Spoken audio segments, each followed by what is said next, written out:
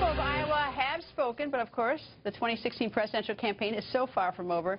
The candidate's already moving on to New Hampshire. New Hampshire is an entirely different ballgame than Iowa. In 2008, he won New Hampshire and was the Republican nominee for president.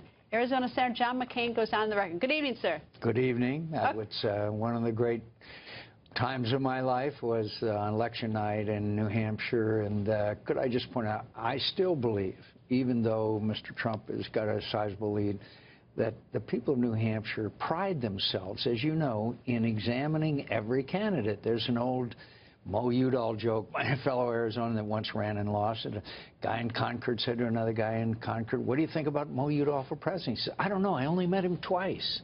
You know, I mean, they examine the candidates. That's why I think that there could be some surprises in this campaign. But I think that a lot of people sort of aghast that Trump didn't win in Iowa after leading in the polls. They think that Senator Ted Cruz is now, like, you know, on the way, and Senator Marco Rubio.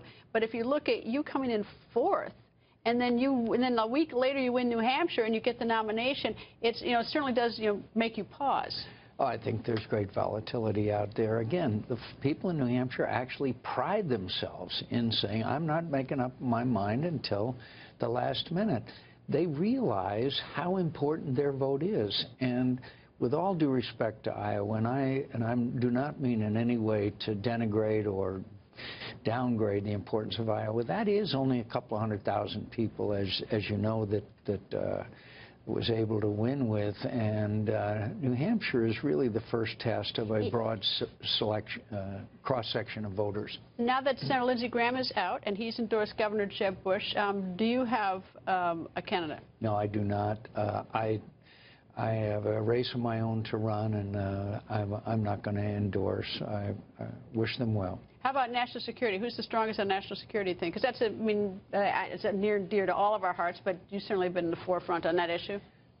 Well, I think Jeb's good. I think Chris Christie is good. I think John Kasich is good. I think that Marco has been very strongly involved in national security issues, and I've agreed with him on that. And he obviously is very articulate as well. What about for Trump and Cruz? I know you've had some comments about Senator Ted Cruz.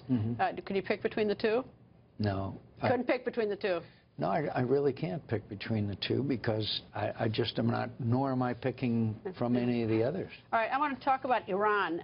Some medals were given out to those who captured our sailors. What do you think?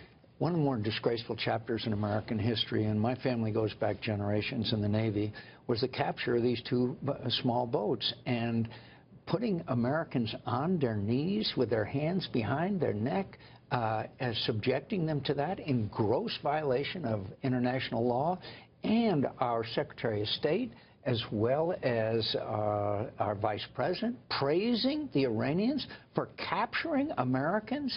And guess what happened yesterday? The Ayatollah gave medals for bravery to these Iranians that captured our vessels in gross violation of international law. This president will do anything necessary to prevent upsetting the nuclear agreement, including firing a missile within 1,500 yards of our aircraft carrier, including firing 2 missiles in violation of UN sanctions, including recently telling Americans they better get out of the Gulf of Oman. I am telling you, they are denigrating the United States of America throughout the Middle East. Senator, nice to see you, sir. Thank you.